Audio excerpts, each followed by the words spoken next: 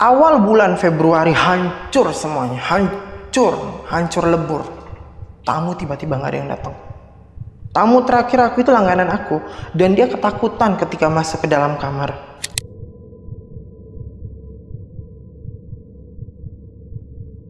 Aku ngeliat wajahnya itu ya tamu langganan aku ini, tapi ada yang aneh bang. Pokoknya gelagatnya itu aneh. Jadi dia berdiri di depan aku udah begini kan, aku mulai isep. Ada yang ngeganjel.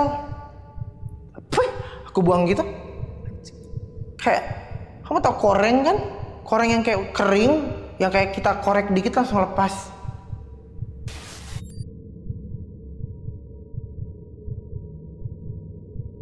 Pas aku, tau gak apa ya? Itu udah bukan langganan aku lagi.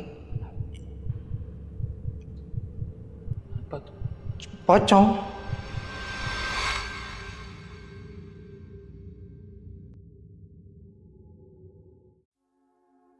Halo, selamat malam dan berjumpa lagi bersama gue Junaria. Seperti biasa di studio Jalan Gelap yang terang ini sudah kedatangan seorang artis Bollywood, di mana dia ini adalah sepupunya dari Kajol, adik kandungnya dari Sri Devi.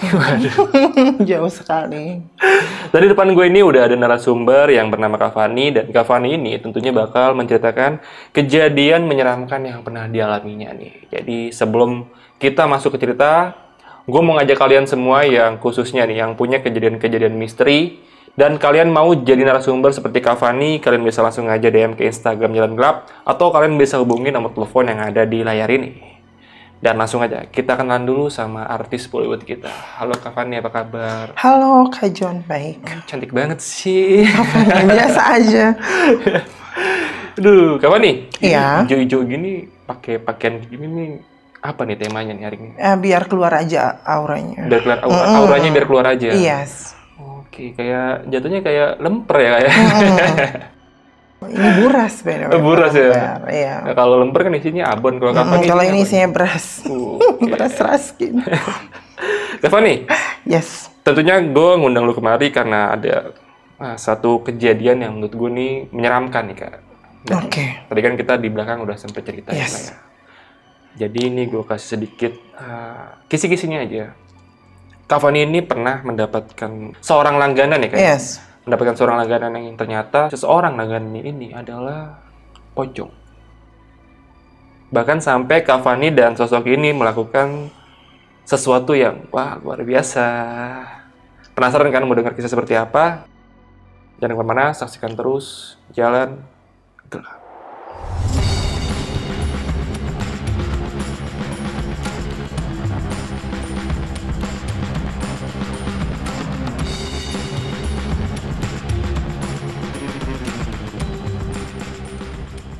Jadi awalnya itu ketika saya datang ke Jakarta dan memang maaf kata saya bekerja sebagai PSK. Pada awalnya tuh memang rame Kak. Awalnya tuh rame, tamu rame dan memang kalau dibilang laris lah ya, karena hitungannya di lingkungan saya itu memang cuman saya aja yang trans, yang lain tuh biasa cewek gitu kan. Pelan-pelan saya bisa kayak upgrade sampai suntik payudara, pokoknya banyak lah, mulai naik. Namun di sisi lain itu muncul banyak yang kurang suka sebenarnya. Jadi kurang suka itu datang dari teman-teman yang memang dulunya pernah sekampus sama saya, terus ketika saya memilih jalan seperti ini, mereka pun memilih untuk memusuhi saya sebenarnya. Jadi mereka mulai usik, saya mulai nyari tamu, mereka usik kiri kanan, sampai saya kenal salah satu orang dari aplikasi, kita sebut aja AA ya.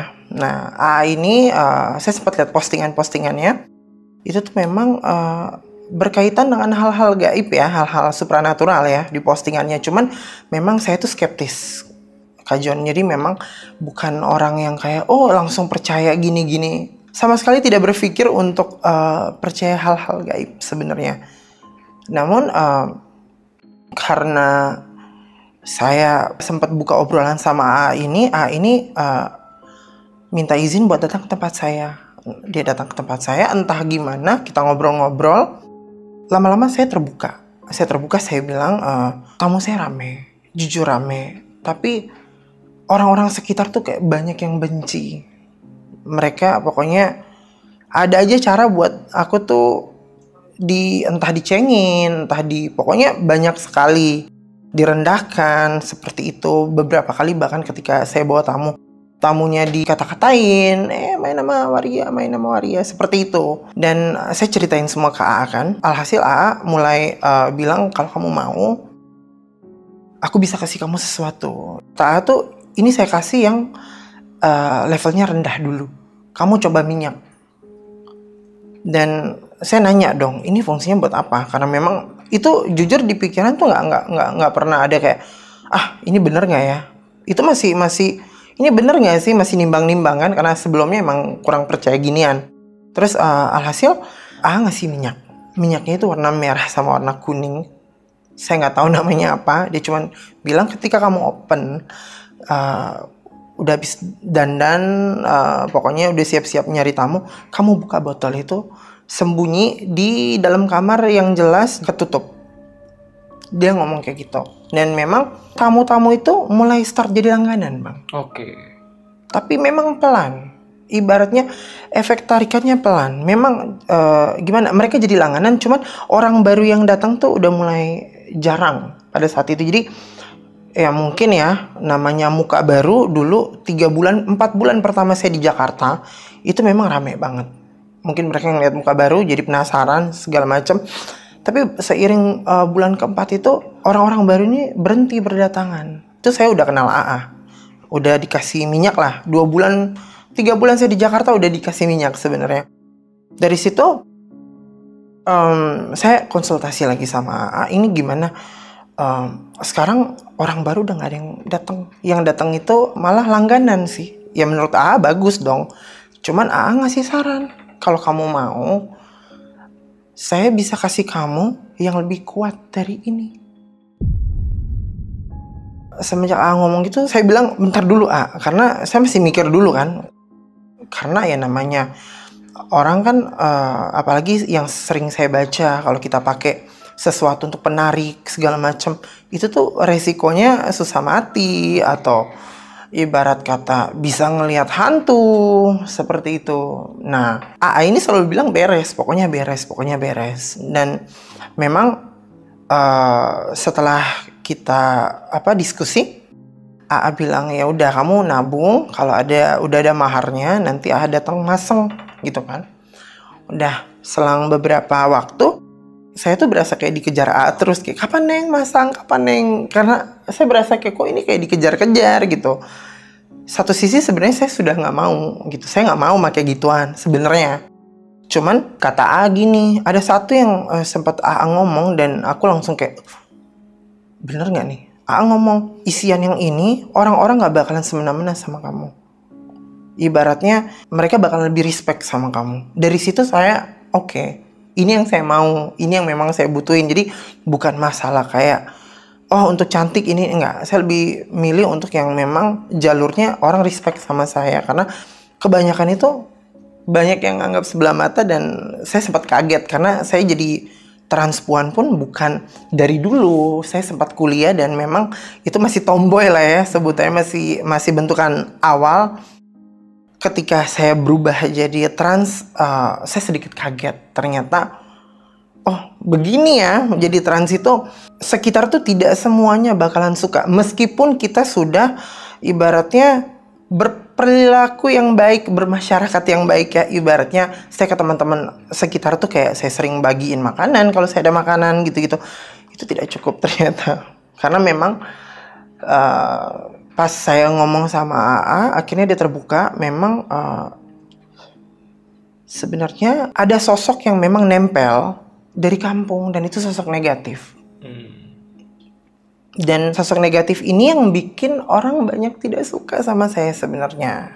Dan sosok ini lumayan kuat. Dia dari kampung, dia ikut sampai ke sini. Ketika saya ngomong sama AA, pelan-pelan dibersihin sama AA. Udah dibersihin, tapi kata AA, ini harus ada yang ditanam ke kamu nih. Ditanamnya biar sosok ini nggak balik lagi untuk ganggu kamu, karena dia nggak mungkin pulang ke kampung. Entah, saya nggak begitu paham ya. Intinya nih sosok nggak mungkin balik ke kampung karena saya kan jauh tinggalnya. Jadi aku ya udah ikut-ikut aja, intinya biar nggak usah nge-spam aku lah, biar nggak ngechat terus lah, ibaratnya kayak gitu kan. Makanya aku iyain, datang. Ini hitungannya pemasangan pertama kali ya. Aku nggak begitu paham, aku disuruh merem, lampu dimatiin, dibikin temaram. Udah, mulai pasang, ada 2-3 titik lah. 3 titik sebenarnya. Kata coba kamu jalan keluar. Lihat sikap orang seperti apa ke kamu. Dan memang aku kayak, ini bener gak sih? Karena aku jalan beli makan. Banyak cowok-cowok yang saya nggak kenal itu kayak, "Neng, mau dianterin pulang nggak?" Oh, begini efeknya. Oh, bagus ya gitu. Maksudnya dalam hati kan kayak wow.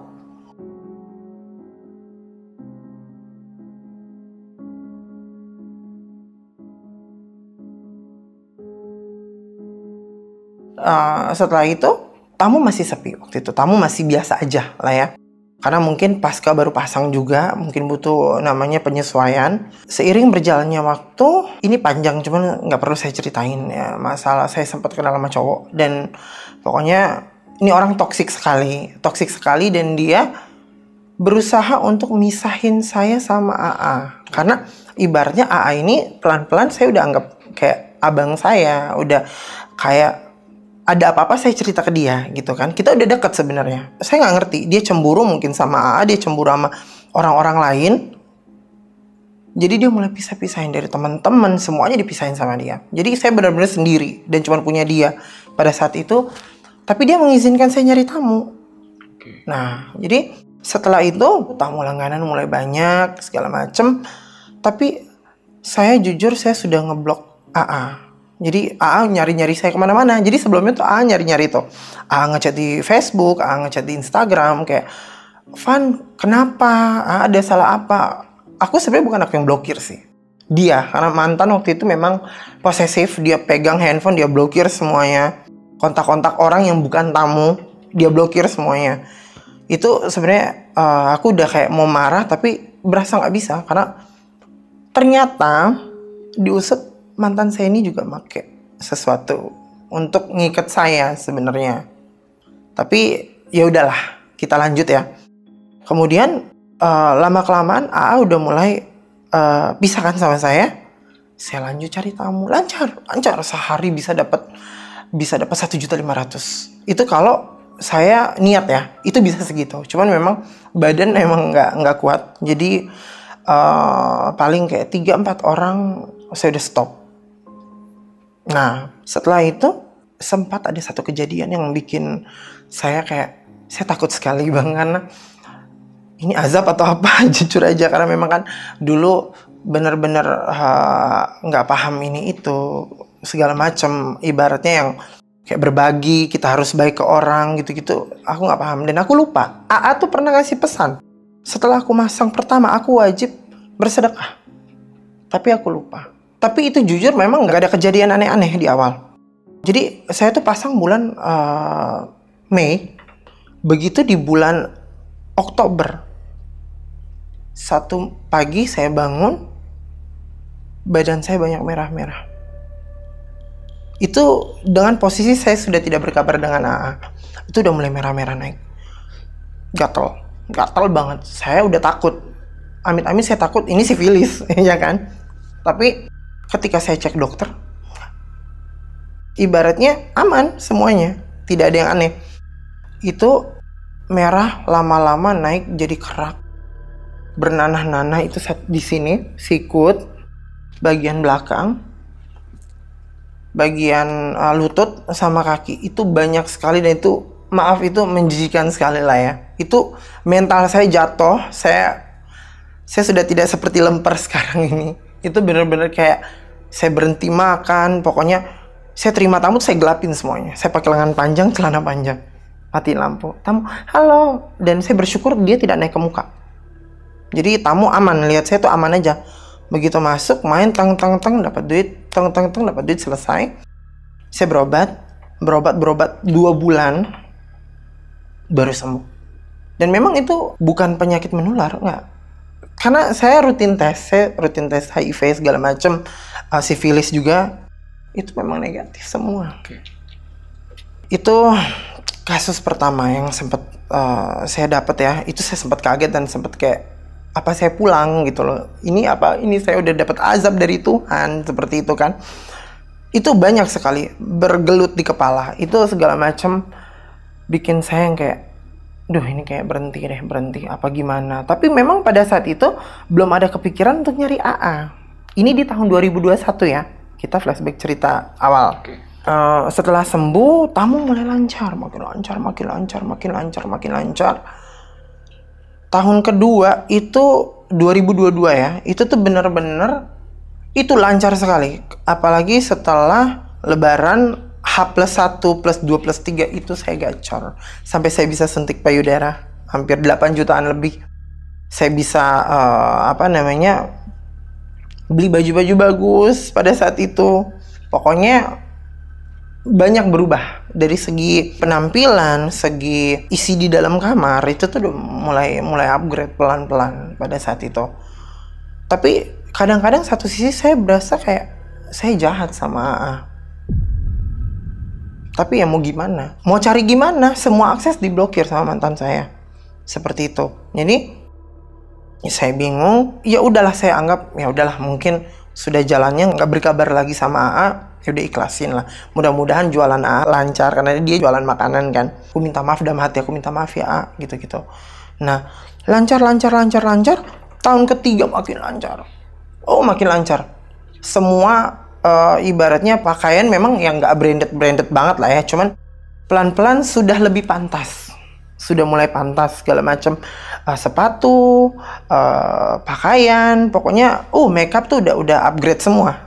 Yang ibaratnya notabene-nya satu foundation tuh 250.000, 300.000, ya sudah di posisi itu. Yang dulunya cuman, maaf dikata, ya foundation paling mahal 30.000 lah ya.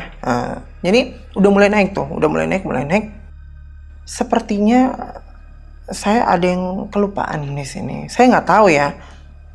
Saya makan beberapa pantangan dan itu saya tidak sadar. Saya makan pantangan. Jadi di awal tuh AA udah bilang ada beberapa pantangan. Dan saya tiga pantangan. Dan itu saya hajar aja terus. Karena memang nggak ada apa-apa kok. Nggak ada apa-apa.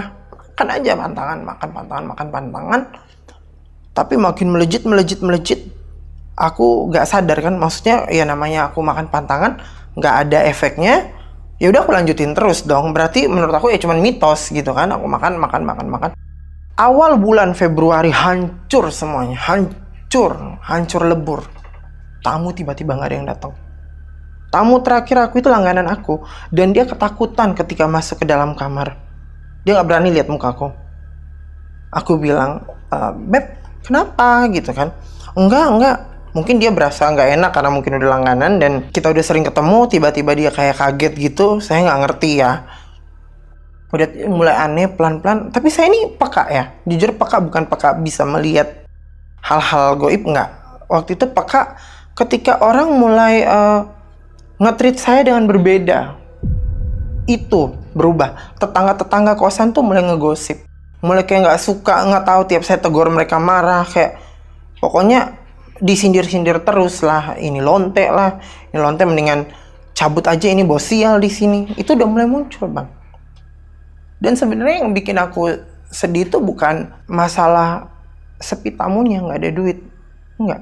Saya sedih orang-orang ibaratnya banyak langganan saya yang saya bantu ketika dia masih single, dia rutin datang ke saya, dia curhat, saya pengen punya cewek kayak gini, saya pilihin bahkan cewek-ceweknya, kamu coba yang ini gimana kelakuannya, baik nggak, sampai nikah dan berhenti datang ke saya. Ada beberapa orang seperti itu. Makanya ketika langganan tiba-tiba mulai hilang kabar, aku berasa kayak, oh kalian dekat sama aku cuma gara-gara isian aku.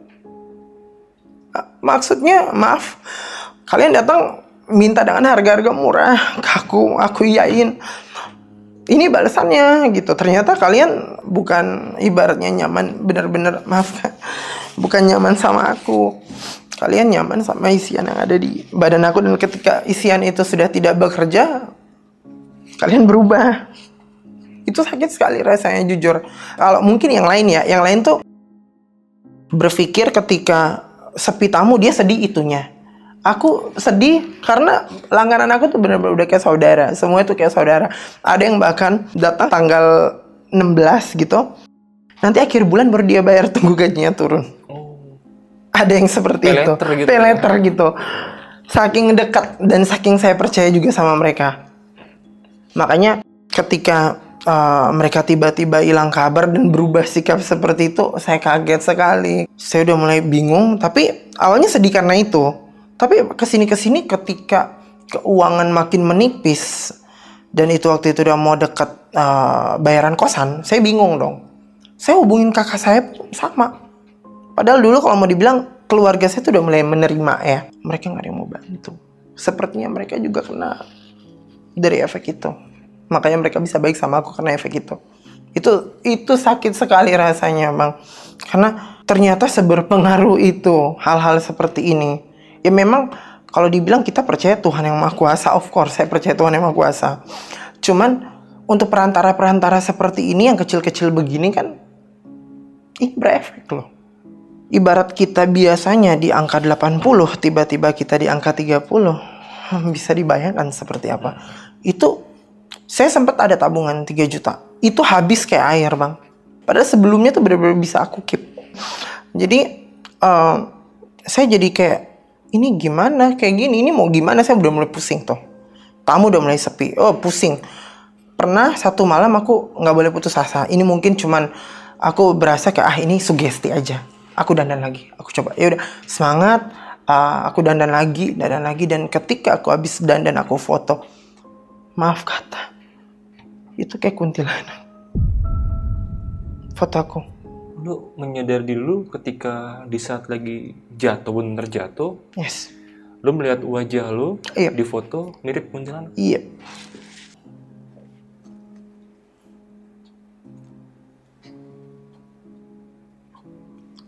Matanya hitam semua. Hitam semua matanya. Matanya hitam semua. Nanti gue minta ya, gue tampilin biar lebih jelas ya. Ini matanya hitam semua. Oke. Itu saya ketakutan dan saya sempat berpikir apakah sosok ini yang muncul ketika tamu-tamu saya datang. Oh. Saya mikir ini ada salah apa? Saya bikin salah apa? Apa mungkin saya jahat sama AA? Terus AA ngerjain saya biar hancur isiannya? Saya kurang mengerti karena jujur aja saya sama AA itu udah lumayan lama lost kontaknya. Karena saya sama si toksik, pasangan saya yang toksik ini tuh 3 tahun. Jadi otomatis sama AA juga udah 3 tahunan dong hilang kabarnya. Saya mulai nyari-nyari. Di situ saya mulai nyari-nyari ini AA gimana. Saya sempat ke beberapa tempat yang dikata orang pintar. Yang pertama saya ke daerah Banten, kesananya lagi sedikit. Ternyata ketika saya balik dengan isian dari sana, saya berasa ada yang kurang dan memang tidak sesuai dengan apa yang saya mau. Ibaratnya orang tetap aja ngata-ngatain. Anak-anak kecil itu lewat selalu dikatain. Itu yang sebenarnya saya nggak mau itu ada sebenarnya.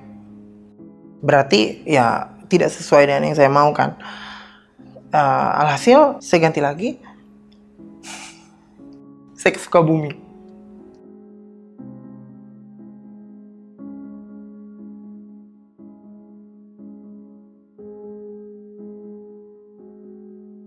Jujur itu serem banget, Bang.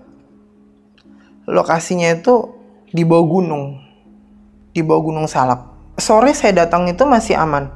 Saya naik kereta kan.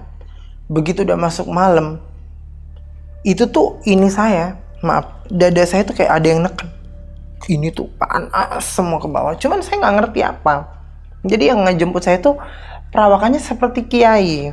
Tapi sebenarnya kayaknya bukan deh.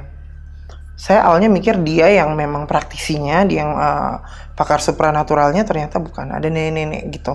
Bapak-bapak yang setelannya kayak kiai ini nyuruh saya bermalam sama si nenek-nenek ini. Di rumahnya yang kecil gitu. Saya takut dong. Karena saya berasa aneh gitu kan. Saya minta ke sebelah, rumah yang gede gitu kan. Jadi jauh sebelum saya minta ke sebelah, itu sekitar jam 7, jam 8 malam. Saya buka pintu rumahnya si nenek, itu di luar tuh hutan. Itu kan benar-benar di bawah kaki gunung ya, itu dingin banget. Saya buka, saya ada kayak lihat ada 2 putri gitu, nggak jelas mukanya, pakai baju hijau. Itu kiri kanan. Saya kaget setengah mati. Karena itu pertama kali saya bisa ngeliat gituan sih sebenarnya. Tapi ya saya masih mikir, ini apa halusinasi lagi gitu kan. Karena ya mungkin tempatnya memang seperti itu kan. Lihat kayak gitu. Terus saya tutup pintu, saya masuk ke kamar. Tapi di kamar yang rumah nenek-nenek ini, kamarnya banyak. Jadi memang ada kamar buat tamu gitu kan. Saya ke kamar tamu, saya tetap nggak bisa tenang. Dan posisinya saya entah kenapa pas lagi HP saya tuh mati baterainya. Jadi saya nggak bisa main handphone, nggak bisa hubungin teman-teman. Sinyal juga susah di bawah gunung. Alhasil saya mulai duduk sendiri, bingung kenapa sampai ke sini. Tiba-tiba ada muncul di pikiran muka AA. Terus ngomong, "Fani kenapa begini? Kok Fani begini?" Itu aku langsung nangis. Aku nangis, aku berasa bersalah. Yang aku rasain tuh orang sudah baik sama saya jahatin mereka. Saya ibaratnya saya blokir mereka gitu. Padahal ibaratnya kalau mau dibilang AA itu salah satu yang memang ngebantu saya dari awal. Seperti itu. Pada saat itu dibersihin sama nenek itu saya nggak sadar. Pokoknya penglihatan saya tuh seperti ditutup. Paginya saya disuruh mandi pakai daun-daun segala macem. Saya agak bingung juga sih, mandi, disuruh ada yang diminum, saya disuruh pulang ke Jakarta. Dengan kondisi memang udah gak ada duit sama sekali. Saya merasa saya diporotin sebenarnya yang di Sukabumi ini, karena waktu awal jemput ya, itu dia si Pak Ustadz ini yang kayak kiai ini selalu berhenti kayak mau beli makanan dulu, mau beli ini dulu, dan selalu minta uang aku. Ibaratnya dia beli pakai duit 100.000 yang saya kasih, itu kembaliannya diambil semua sama dia. Ya otomatis saya berasa ini kok begini gitu kan. Sampai duit saya tinggal berapa? Tinggal 200.000 apa 100.000 saya bawa pulang ke Jakarta. Dari situ saya sudah, ini nggak cocok sepertinya. Saya berasa kayak ini dikibulin feeling aku. Tapi ketika malamnya dengan keadaan yang kayak tadi saya cerita mencekam, tiba-tiba dada saya sesak gini-gini, ini berarti sebenarnya ada efeknya. Cuman memang mungkin mereka lebih money oriented ya, ibaratnya lebih apa-apa duit seperti itu. Jadi saya ya udahlah, saya pulang ke Jakarta, saya cari tamu. Itu masih sepi, aduh nggak ada sama sekali. Sampai saya ngechat langganan saya, "Beb kesini dong, aku nggak ada duit sama sekali." Aku gituin kan, itu aku udah bingung karena yang biasanya apa-apa bisa gitu kan.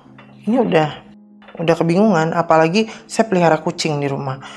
Kucing-kucing saya nggak bisa dikasih makan gitu kan, sedih lah. Ibaratnya kalau ingat masa itu aku balik lagi, jujur aja nggak mau balik lagi. Tapi saya suruh langganan saya datang,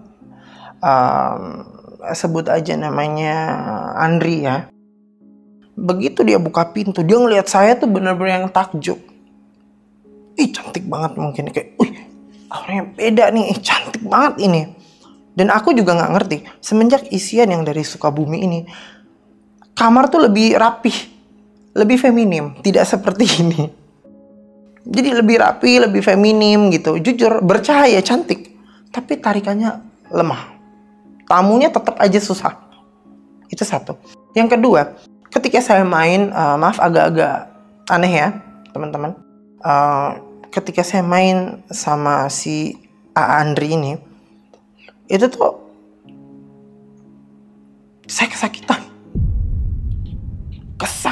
dan semua maaf banget yang dulunya ibaratnya kayak gitu hilang semua. Ternyata itu mungkin hasil juga campuran isian AA yang pertama mungkin ya, karena itu benar-benar hilang semua. Tamu aku ini langganannya apa ngomong, "Kamu gimana sih? Kok jadi gini, jadi Itu jujur aku sedih, aku nangis kok jadi gini, cantik tapi nggak bisa buat main begini, ngapain?" Ibarat kata seperti itu. Ini bahaya, aku nggak bisa ngekip langganan. Sementara kenapa aku selalu mau cari langganan? Biar gak terlalu banyak gonta-ganti. Aku takut penyakit karena ibaratnya aku bukan mau sombong, maksudnya sebagai transpuan yang mungkin ya pernah sekolah begitu, aku lebih aware sama penyakit-penyakit seperti itu. Aku takut jujur aja. Makanya nggak bisa. Kalau kayak gini berarti isiannya bakalan kayak nggak bikin orang jadi langganan, jadi gonta-ganti terus. Oh, saya nggak mau. Saya pelan-pelan nyari AA terus tuh. AA yang pertama aku nyari terus, di mana kamu di mana gitu. Aku nyari. Memang klop kali ya ketemu. Bang John mau tahu gimana ketemunya? Itu saya sempat buka akun Instagram jualan AA. AA kan jualan kayak makanan gitu kan. Aku buka, aku scroll ke bawah tapi nggak ada nomor telepon. Ini gimana gitu kan? Udah nemu akunnya tapi nggak ada nomor telepon gitu kan. Postingan terakhir 2023, aku nggak nemu. Alhasil aku scroll, ada yang kayak review gitu. Terus dia megang gini plastiknya, ditunjukin di video. Ini jelas kan karena pakai kamera bagus mungkin. Aku zoom, nomor teleponnya ada nih. Aku langsung screenshot, aku hubungin. Awalnya centang 1. Aduh, ganti nomor kayaknya udah nggak jualan karena terakhir 2023 kan. Aduh, aku udah bingung ini gimana. Karena jujur saat dekat sama AA tuh aku nggak tahu rumahnya di mana. AA yang selalu datang ke tempat aku. Udahlah, kalau memang jodoh pasti ketemu lagi gitu kan. Malam jam 8, jam 9 udah centang 2. Aku udah happy sekali. Seneng kembali balik lagi nih, mau balik lagi gitu kan. Langsung pas sekitar jam 11 malam baru dibales. Iya Neng.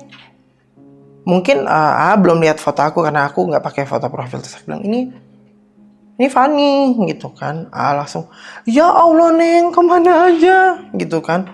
Pikir kamu udah pulang kampung atau udah jadi orang, jadi udah lupa. Aku minta maaf, itu semua mantan aku yang bikin aku ngeblok segala macam. Dia yang blokir semuanya. Aku minta maaf. Aku hancur sekarang. Aduh, hancur gimana? Kok bisa gitu? AA ini memang baik. AA ini nggak pernah ngerjain aku dari awal. Aku jujur sempat seuzon. Mungkin AA bales karena aku udah nggak pernah balik sama dia kali. Seperti itu. Ternyata enggak. Itu semua karena mungkin pantangan yang aku makan dan aku yang ngeyel. Aku makan, nggak muncul. Aman kok. Sampai mungkin isian ini ngamuk. Begitu terakhir itu yang bulan Oktober yang hancur itu langsung rusak semua, hancur lebur. Habisan. Alhasil aku hubungin AA. Di situ AA mungkin masih marah atau gimana. Mulai ulur waktu. Aku juga kurang ngerti apa mungkin harus dia ritualin dulu atau gimana gitu kan. Udah bingung, ini masa udah mau bayar kosan lagi nih, ya kan. Aku mulai pinjam temen, syukurnya ada yang mau minjemin waktu itu. Jadi aman lah, kosan bulan berikutnya tuh udah aman. Aku ini tiba-tiba AA ngomong, Neng, AA punya barang bagus. Oke. Wah, kapan bisa ke situ? AA ngomong gitu. Aku bilang, bagusnya gimana? Ini lebih kuat dibandingin yang pertama kali. Waduh, di saat itu aku senang, jujur senang. Wah, keren ini. Cuma di satu sisi dalam hati aku, semakin bagus isian, semakin berat juga biasanya pantangan ataupun konsekuensi kalau misalnya ada yang aku langgar. Itu yang aku mikirin. Aku sempat mikirin, tapi udah hancur begini. Ya udahlah, ibaratnya aku yang kayak isi aja lah. Udah pokoknya mati hidup isi aja lah gitu kan. Udah kepalang tanggung, udah cebur gitu kan. Oke, aku mau. Nanya, Neng ada mahar berapa? Aku bilang sekian. Itu kebanyakan katanya gitu. Aku bilang ya nggak apa-apa, biar yang bagus kalian, aku gituin kan. Oke. Itu pun nggak langsung masang. Sehari 2 hari masih nggak ada kabar. Aku gusar kan. 3 hari 4 hari nggak ada kabar. Seminggu, 2 minggu. 2 minggu setelah obrolan yang barang bagus itu, datang ke kosan. Neng, mau ke kosan. Siapin rokok sama kopi. Ya udah, siapin segala macam. Datang. Mulai itu awalnya dibersihin dulu, dipegang kepala segala macam, ritual lah ya. Selesai itu sempat ngomong kayak gini, Neng, ini kuat, isian ini kuat, tapi kamu siap nggak? Aku jujur kaget. Waduh, apa ini gitu? Ini perjanjian apa ini? Enggak, kamu siap nggak? Aku siap. Ya udah mati ya, udah siap aja, orang udah dipasang, ibaratnya kayak gitu kan. Alhasil, ya udah, balik ya. Balik itu memang dengan meninggalkan segudang tanda tanya buat aku, karena ini maksudnya apa? Aku masih belum mengerti. Dan memang pasang kedua ini itu 2 bulan sebelum bulan Suro ini. Ini kan masih dalam bulan Suro. Sebelum bulan Suro ini, 2 bulan sebelum ini saya baru masang lagi yang kedua. Hitungannya sebenarnya. Karena kan sempat ngulur-ngulur lama gitu kan. Awalnya itu setelah pasang yang kedua ini tuh tamu masih pelan karena mungkin masih beradaptasi dengan saya mungkin ya. Saya mungkin secara energi mencocokkan energi dulu gitu kan.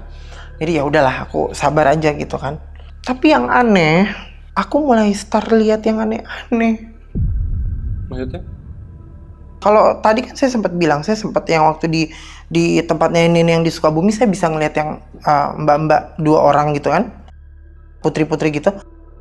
Tapi itu nggak begitu jelas sebenarnya. Itu kayak hologram transparan, nggak jelas. Cuman yang isian setelah sama AA ini lebih ngeri. Jadi ditampakin. bisa lebih lihat yang lebih jelas. Bukan lagi lihat nih. doang. Beberapa tuh mencoba interaksi sebenarnya. Okay. Dan aku kaget. Ini kok begini? Di kosan itu kan pakai kipas angin. Dan memang kipas anginnya tuh emang udah nggak ada lah ya. Tahu kan yang ditutup depannya aku cabut karena biar dingin lah ya. Itu aku lagi main handphone, lagi nunggu tamu. Tiba-tiba bang! Duh, apaan ini? Aku lihat kipas angin tuh kayak ada yang lemparin. Tapi aku nyari apa yang dilempar, nggak ada. Dan posisi kamar aku tuh nggak ada jendela. Bener-bener kayak jendela mati gitu kan. Jadi memang sirkulasi juga emang agak jarang dan memang agak lembab. Ini apa? Aku foto, aku laporin ke AA. AA diem aja. Waktu itu masih diem aja. Apa mungkin ini energinya lagi berbenturan, jadi dia mencoba muncul dengan cara seperti itu? Aku masih nggak paham. Itu baru itu, hasil langganan aku datang. Benerin gitu.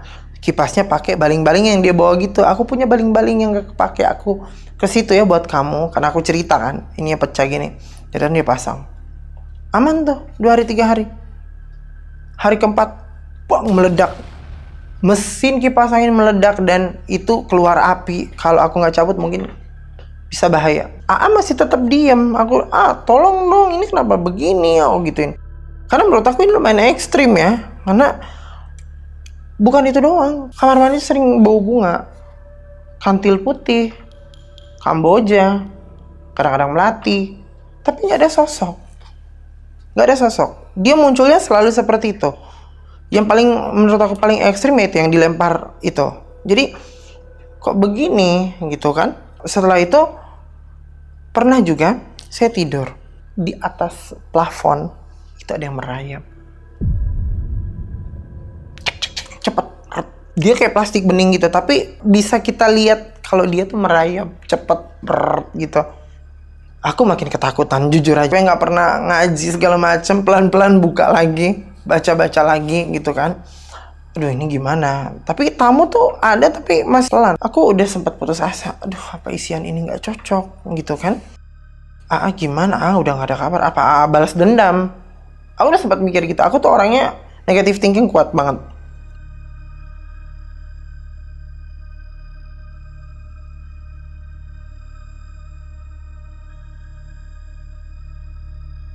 Di jam 11 malam.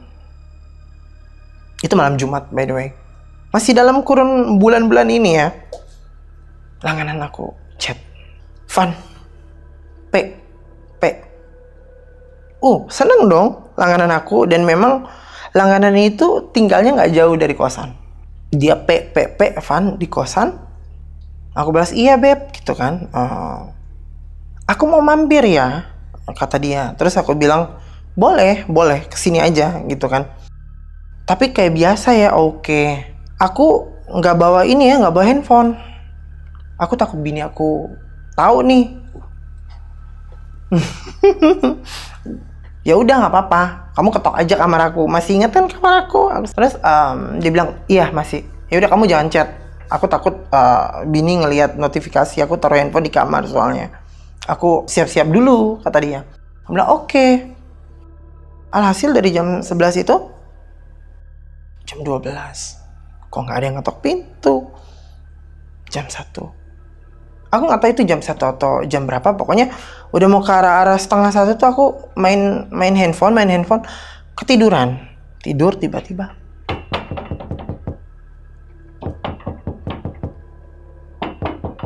tiga kali. Aku inget banget 3 kali ada yang ngetok.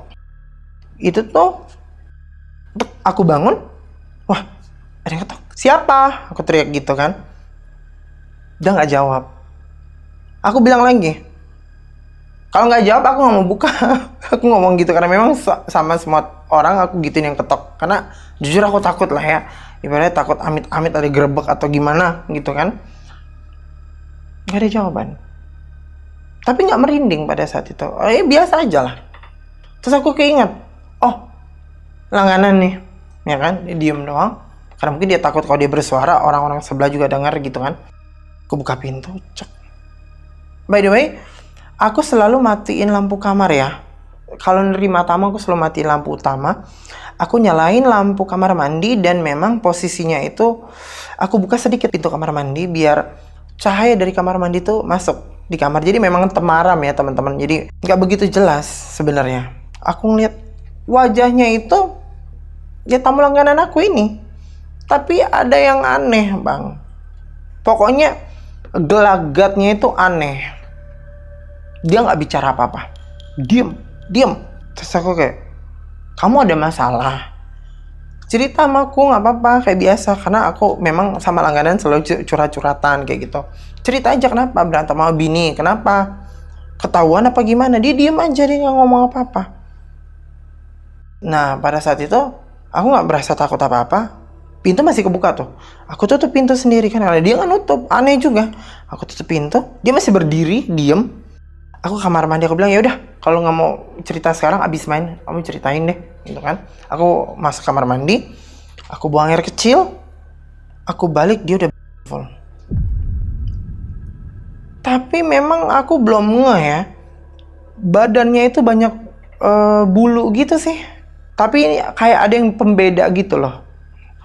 Dan itu memang aku kayak oh ya udah dia udah buka baju dan karena gelap juga tapi tetap lah kelihatan lah dikit. Aku ambil posisi di mana memang posisinya itu jadi kasur aku tuh kan nggak pakai dipan ya. Jadi langsung ke lantai kan. Posisinya aku duduk di kasur kayak gini. Posisi siap siaga ya. Jadi dia berdiri di depan aku. Aku udah begini kan aku mulai isep. Ada yang ngeganjel. Puh, aku buang gitu. Kayak, kamu tau koreng kan? Koreng yang kayak udah kering, yang kayak kita korek dikit langsung lepas. Aku nge-freeze ya, aku bener-bener diem. Dalam hati aku, ini orang kena HPV ya? Maksudnya kayak, lu bawa penyakit datang ke sini. Aku sempat berpikir kayak gitu, karena nggak ada pikiran yang lain-lain. Alhasil, aku lihat lagi, nggak ada. Itu kayak tipis gitu sih. Jadi begitu aku lepehin tuh ada. Tapi pas aku lihat lagi udah nggak ada. Kayak nggak ada aja gitu loh. Kemana tadi? Oh, aku kayak ini mungkin pemikiran kayak karena terlalu lama sepi jadi agak kaget juga kali ya. Aku lanjutin isep. Aku isep lagi, isep kedua aman. Ketiga bau darah. Itu kayak darah seger. Kok kayak besi rasanya. Aku ludahin lagi. Kayak besi rasanya. Darah, kamu pernah cobain darah nggak bang? Iya. Darah tuh rasanya kayak besi. Asem terus kayak besi. Itu darah, itu kental. Posisinya aku masih megang dia karena aku gini. Itu bau pandan, kenceng cung. Pas aku, tau nggak apa ya? Itu udah bukan langganan aku lagi. Apa tuh? Pocong. Itu dia berdiri, diem.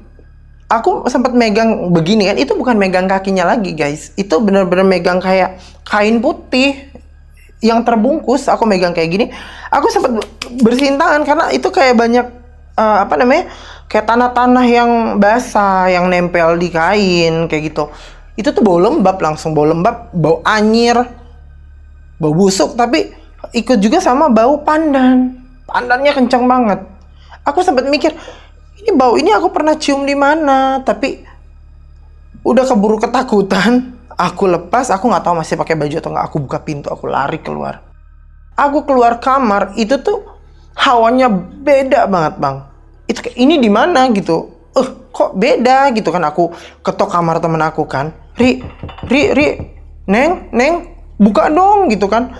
Neng, aduh, gua dapet musibah nih, buka dong. Nggak ada yang buka itu. Ya, bayangin jam 2 malam. Aku lari lagi. Ada temen aku namanya Ayi.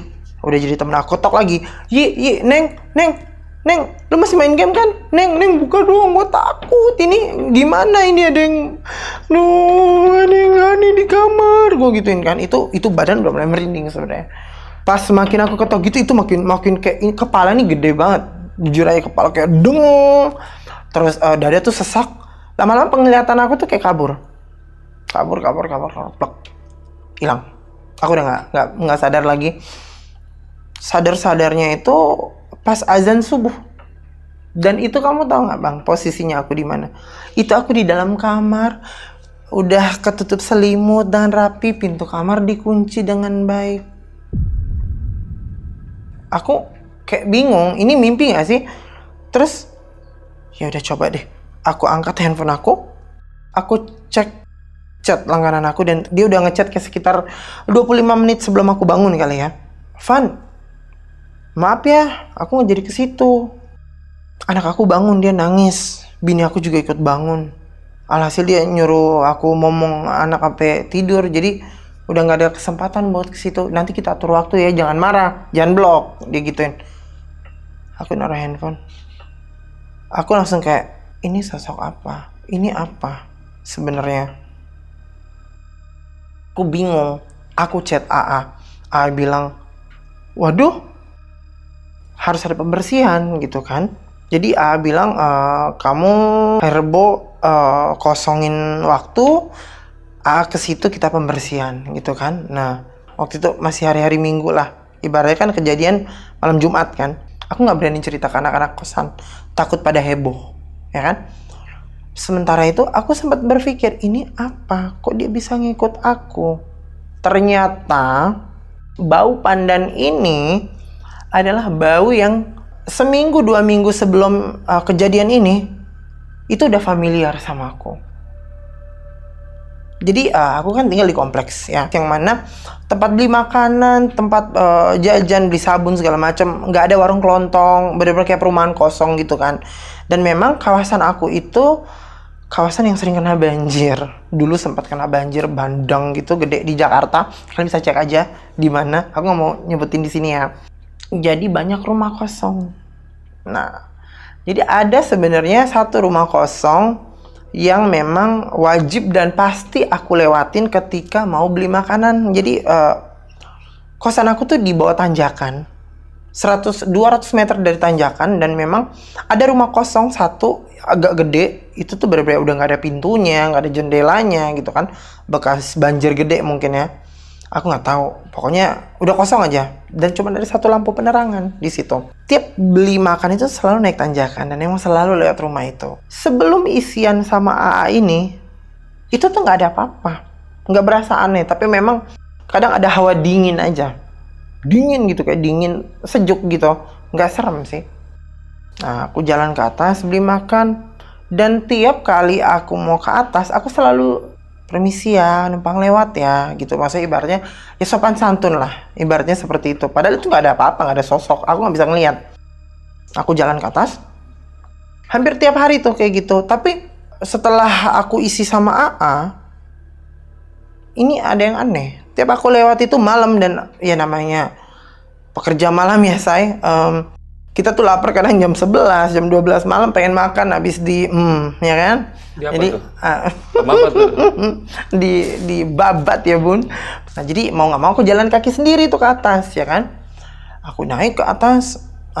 Tiap lewat rumah itu Pas udah isian yang kedua ini, itu bau pandan. Bukan cuman pandan.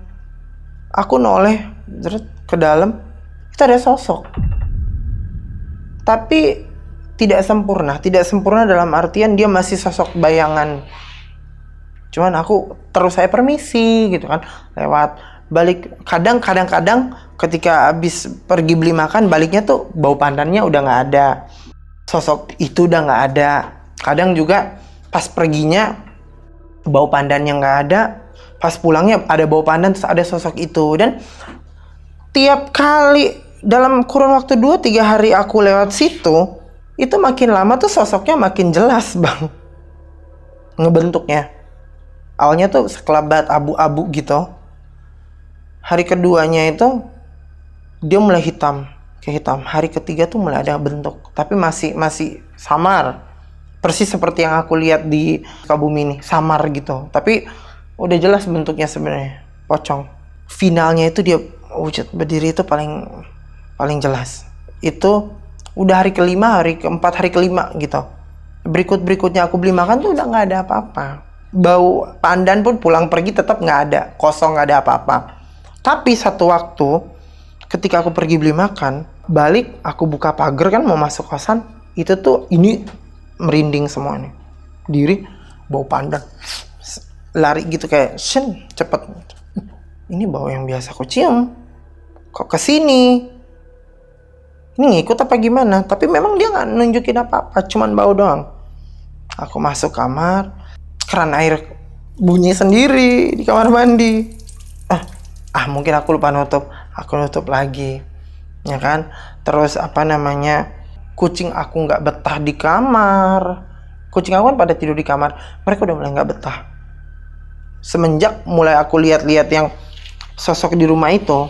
Tapi jujur aku nggak pernah berpikir dia bakal ngikutin aku sebenarnya. Dan finalnya yang tadi, ternyata dia muncul, nyamar jadi tamu aku.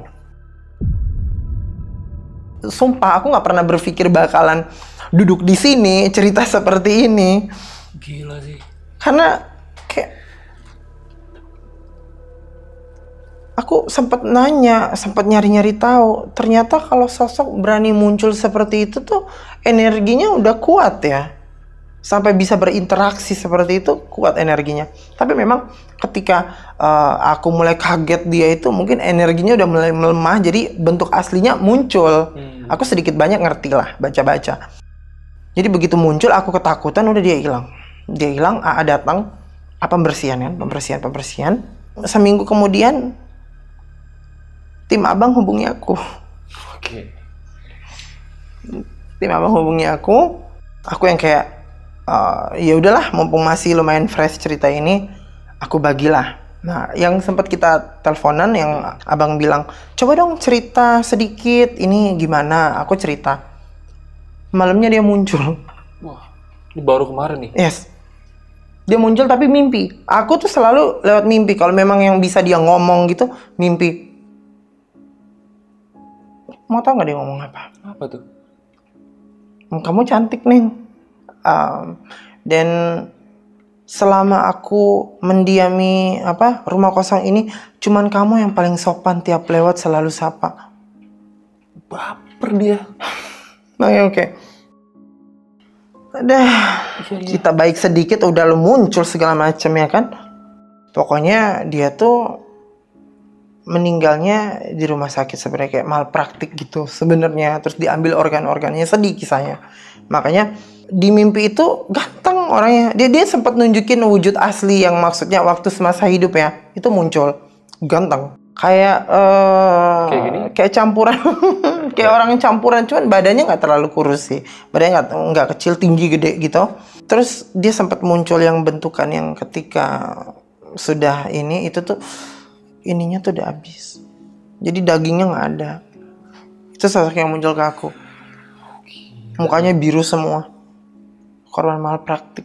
Dokter ada yang ngambil organ-organnya. Karena yang aku tangkap ya dalam mimpi, umurnya tuh kayak masih 25-an, 23-an. Dia nggak ngasih tau. Tapi dia nggak ngasih nama.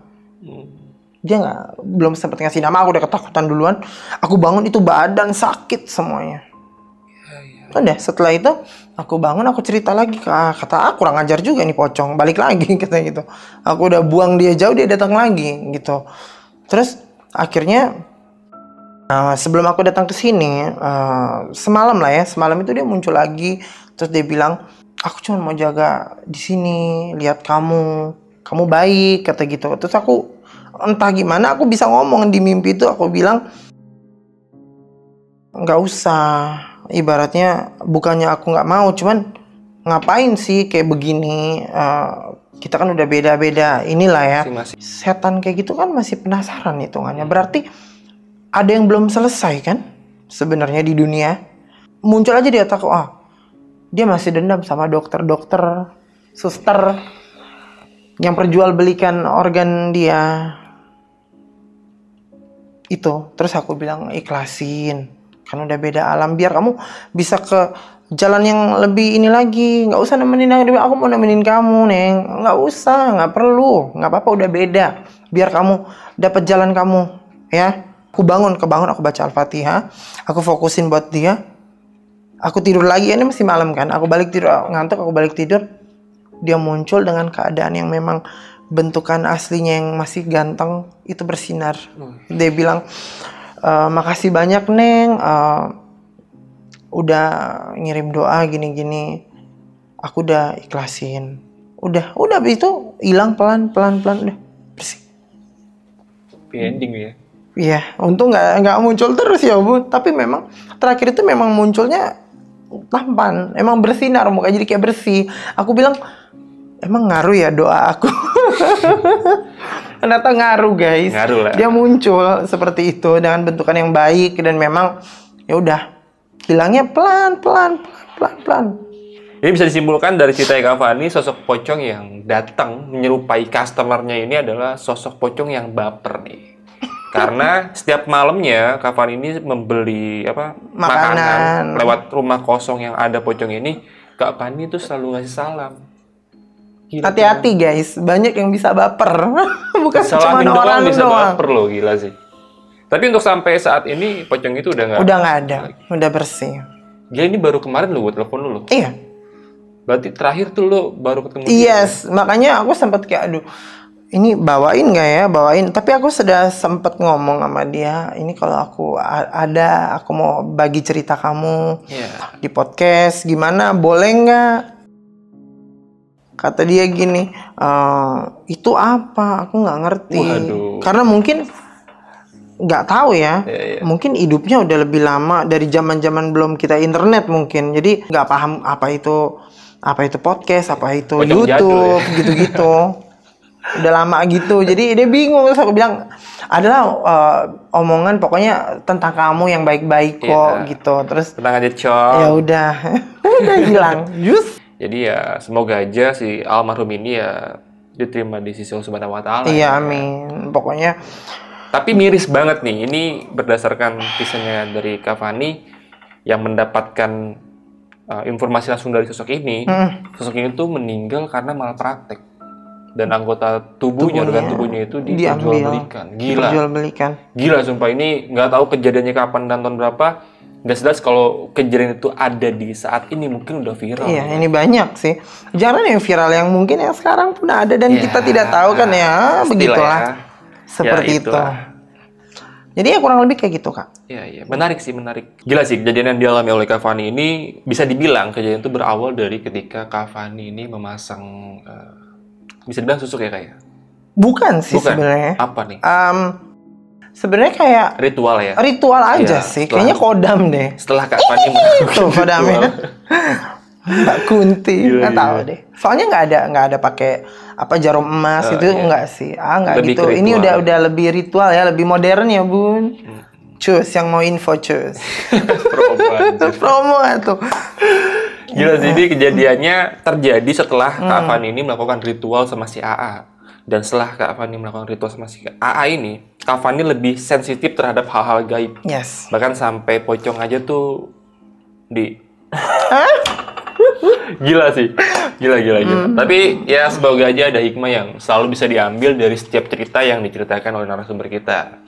Ambil sisi baiknya, buang sisi buruknya, karena semua kejadian ini ada orang yang ngalaminya. Bagaimanapun kita harus pintar-pintar menyikapi kejadian ini. Mau percaya syukur, nggak percaya syukur ya guys. Ya terserah, bebas sih, Ini- bebas pokoknya mah.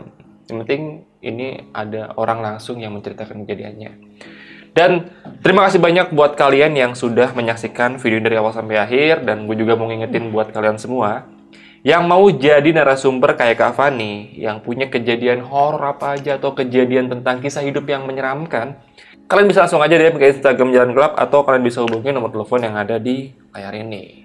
Dan gue juga mau ngingetin buat kalian untuk saksikan terus Jalan Gelap di setiap hari Kamis, hari Sabtu, dan Senin di setiap jam 9 malam karena masih banyak video-video menarik yang wajib kalian tonton.